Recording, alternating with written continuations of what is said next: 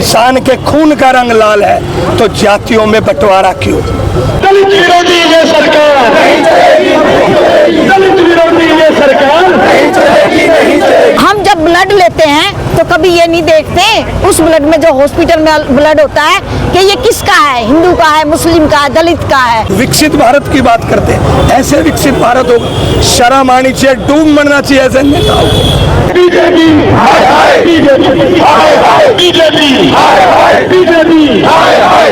आज के युग में भी अगर आप जाति की बात करते हैं तो मैं कहता हूँ इससे ज्यादा शर्मनाक नहीं हो सकता। ऐसी आज़ादी यदि 80 साल के अंदर भी हमें, क्योंकि तथाकथित इसलिए कि मल्लिका अर्जुन खड़गे कोई आम आदमी नहीं था, वो राज्यसभा का प्रतिष्ठित आदमी है, राज्यसभा के अध्यक्ष हैं वो। उसके साथ अगर ऐसी एट्रोसिटीज की घटना घटती होगी तो सोचिए आज़ाद भारत में बाकी आम आदमी के साथ क्या होता है। दलितों का अपमान नहीं सहेगा हिंदुस्तान। तो जनता पहचान गई है और अब इस तरह की राजनीति की कोई जगह नहीं है। दलितों का अपमान नहीं सहेंगे, नहीं सहेंगे, दलितों का अपमान नहीं सहेंगे, नहीं सहेंगे, दलितों का अपमान नहीं सहेंगे, नहीं सहेंगे। दलित विरोधी ये सरकार नहीं चलेगी, नहीं चलेगी, दलित विरोधी ये सरकार नहीं चलेगी, नहीं चलेगी, दलित विरोधी ये सरकार नहीं चलेगी, नहीं चलेगी। तो जैसे देश चलिए देंगे कि हमारा देश विकास भी कर सकता है।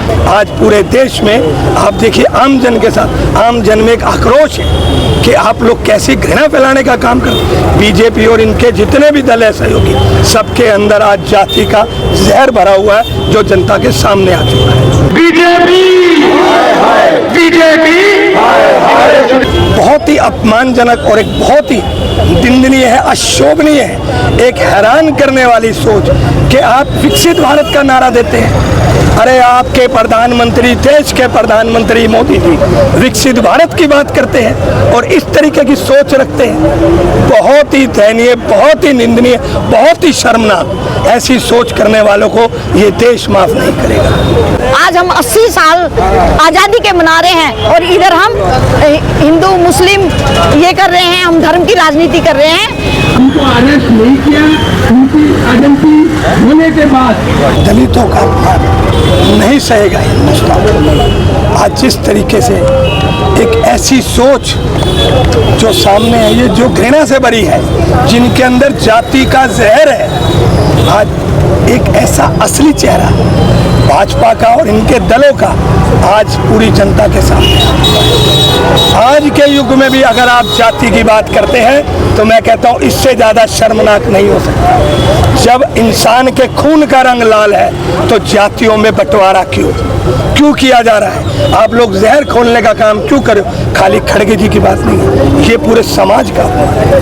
खड़गे जी हमारे राष्ट्रीय अध्यक्ष हैं। आप लोगों ने जिस तरीके से एक अपवित्र कहा, इतनी शर्मनाक बात, ये सोच के भी बड़ा अचरज होता है कि आप लोग विकसित भारत की बात करते हैं। ऐसे विकसित भारत होगा, शर्म आनी चाहिए, डूब मरना चाहिए ऐसे नेताओं को जो इस तरीके का जाति का जहर आज समाज में घोलने का काम। ये सत्याग्रह के माध्यम से हम लोग गांधी जी के सिद्धांतों को मानने वाले लोग हैं, बाबा भीमराव के सिद्धांतों को मानने वाले लोग हैं, हम लोग अहिंसावादी लोग हैं। सत्याग्रह के माध्यम से आज हम एक संदेश देना चाहते हैं कि हिंदू मुस्लिम सिख ईसाई आपस में है भाई भाई, आप हमें धर्म में और जातियों में बांटने का काम न करें। सबके खून का रंग लाल, सबकी जाति एक।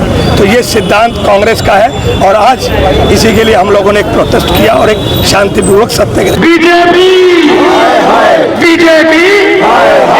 हाथ सभी के साथ है। ये कहते हैं ना कि सबका विकास साथ, तो वो ये बिल्कुल सबका साथ सबका विकास, वो बीजेपी का आज तक कहीं भी दिखाई नहीं दे रहा। मनुवादी सोच हम बिल्कुल बर्दाश्त नहीं करेंगे।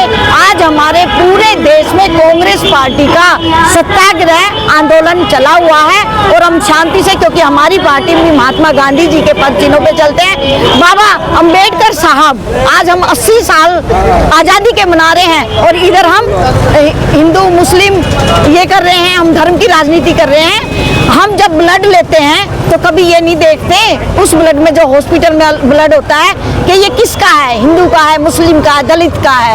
ये बहुत गलत किया है। आरएसएस की सोच नहीं चलेगी देश में, बीजेपी की ये सोच बिल्कुल नहीं चलेगी और हम बर्दाश्त नहीं करेंगे। दलित विरोधी ये सरकार नहीं चलेगी, नहीं चलेगी। बीजेपी जब तक ईवीएम रहेगी तब तक बीजेपी सरकार को कोई नहीं हरा सकता, क्योंकि बीजेपी जिस तरह एक तोते में जान है, इसी तरह से बीजेपी की जो जान है उस ईवीएम के अंदर फंसी हुई है। अगर ईवीएम इस देश से हटता है तो डेफिनेटली बीजेपी सरकार चली जाएगी। भी आपने कहा कि ब्लड एक है, तो ऐसा नहीं आने वाले टाइम में ये लिखेंगे ये हिंदू का ब्लड है, ये मुस्लिम का ब्लड है, ये इस जात का, ये इस जात का है, ऐसा नहीं है उस पर देखिए, लिखेंगे। ऐसा है भाई साहब कि अगर बीजेपी सरकार सत्ता में रहती है तो ये भी लिखना शुरू कर देंगे, क्योंकि उत्तराखंड में ये जिस स्टेट में राजनीति होती है और जिस स्टेट में इलेक्शन होता है, ये वहाँ राजनीति धर्म की राजनीति करते हैं, वहाँ ये आपस में बांटने की राजनीति करते हैं।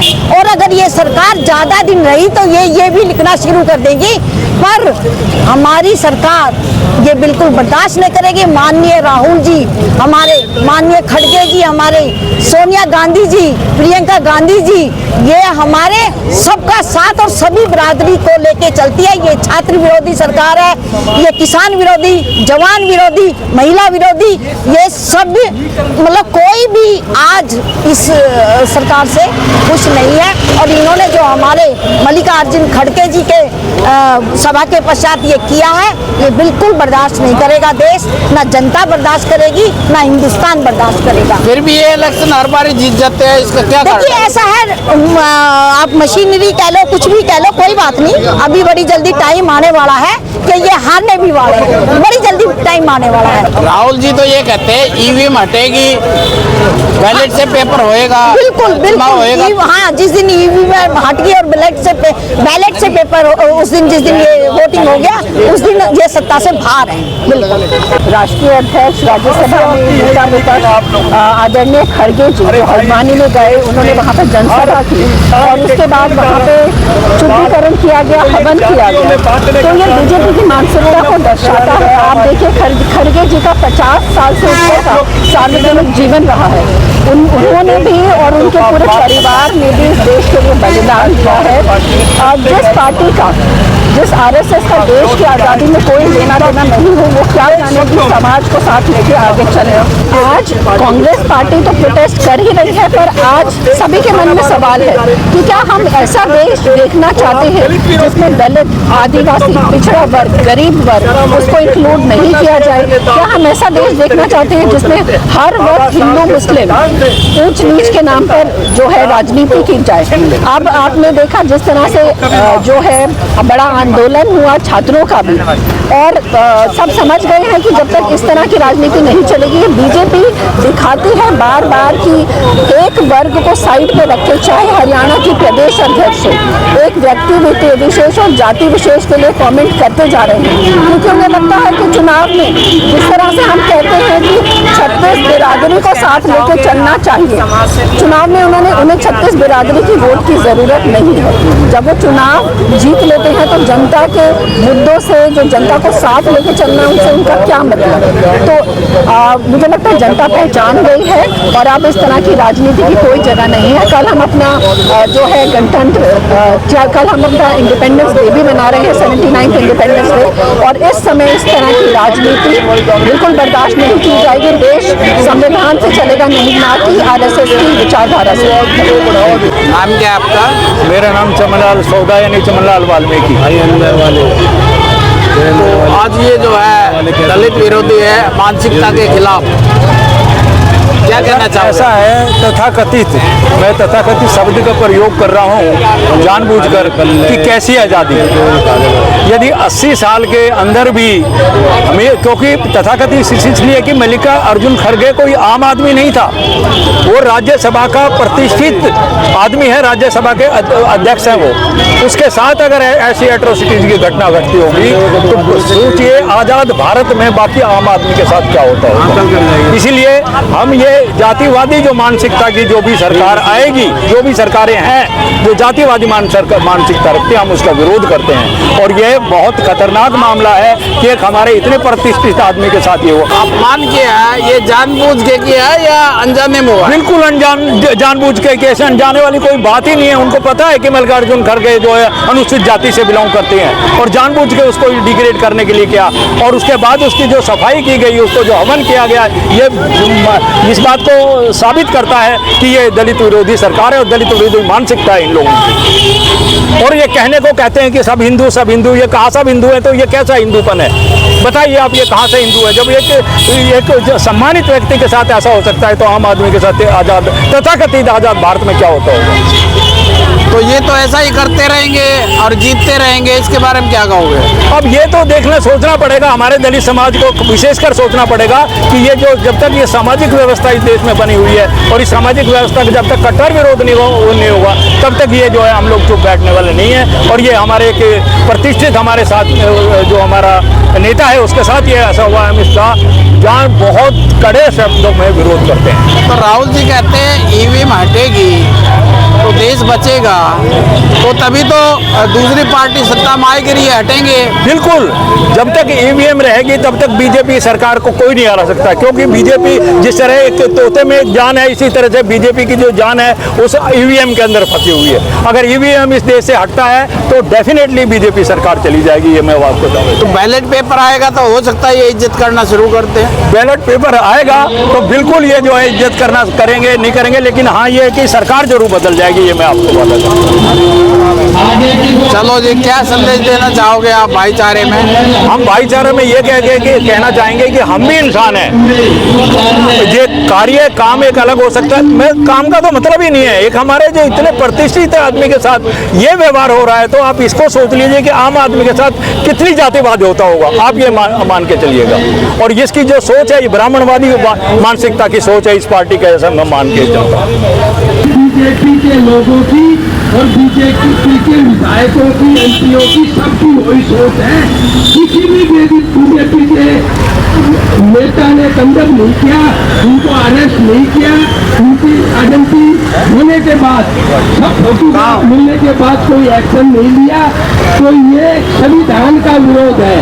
ये बाबा साहब अम्बेडकर ने जो समानता का संविधान जो हमें सबको दिया था, सबको एक बराबरी पर लाया था, बाबा साहब अम्बेडकर के संविधान की, बाबा साहब अम्बेडकर की, महात्मा गांधी जी की, ये कांग्रेस की विचारधारा का बात नहीं है, ये उनका अपमान है। सरदार वल्लभ भाई पटेल, अम्बेडकर, महात्मा गांधी, जवाहरलाल नेहरू और जितने सुभाष चंद्र बोस, लाला लाजपत राय, गोखले जी, इन सबका अपमान है। कांग्रेस पार्टी मल्लिकार्जुन खड़गे का अपमान नहीं है। ये देश के जिन्होंने आजादी दिलाई थी, शहीद भगत सिंह, राजगुरु, सुखदेव, ये आज क्या सोच रहे होंगे कि हमें जिसमें आजादी के लिए जब हम लड़े उसमें किस सोच के लोग रह रहे हैं। तो ये मैं कांग्रेस पार्टी सभी जो आज ये सत्याग्रह पर बैठे, ये निंदा करते, इस अपमान को नहीं सहेंगे। भारत देश में देखने को आई है, और वो भी जो कांग्रेस का अध्यक्ष जो हमारे दलित समाज से आता है, उन्होंने हरदोई के अंदर एक रैली करी और उस रैली के अंदर करने के बाद भारतीय जनता पार्टी के जो छोटे भैया नेता थे और जो इनकी मानसिकता असली है, ये है दलित विरोधी मानसिकता, गंदी मानसिकता, धर्म की मानसिकता, मनोवाद की मानसिकता और छूआछूत की मानसिकता। ऐसे लोगों ने गंगा जल से उस पर लेप किया, उसको ढोने का काम किया। पूरी कांग्रेस पार्टी वहां बैठी है, सत्याग्रह के माध्यम से, गांधीवादी के माध्यम से, गांधीवादी विचारधारा के माध्यम से आज हम यहाँ बैठे हैं और इसका विरोध प्रकट कर रहे हैं। और इसकी जितनी हम आलोचना करें उतनी कम है। मैं साथियों आपके माध्यम से ऐसी पार्टी जिसकी ऐसी मानसिकता, भारतीय जनता पार्टी की मानसिकता ऐसी है, तो ऐसी पार्टी को राज करने का अधिकार पार्टी को मार्क्सवाद भी नहीं करना चाहिए। ऐसी पार्टी को यहाँ तक जब तक ये हट ना जाए, इस तरह से सत्याग्रह समय समय पर चलते रहने चाहिए और ये सत्याग्रह बंद नहीं होने चाहिए।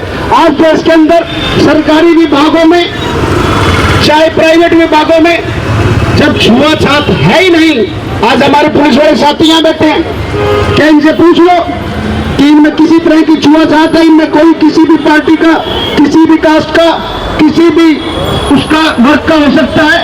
जब हमारा संविधान, भीमराव अंबेडकर का संविधान, हमारा मौलिक अधिकार जब इस चीज की मान्यता नहीं देता, तो ये कौन लोग हैं जिस तरह मनोवादी विचारधारा को आगे बढ़ा रहे हैं? ये देश कभी इस तरह से विकास नहीं कर सकता और न ही देश कभी इससे आगे बढ़ सकता है।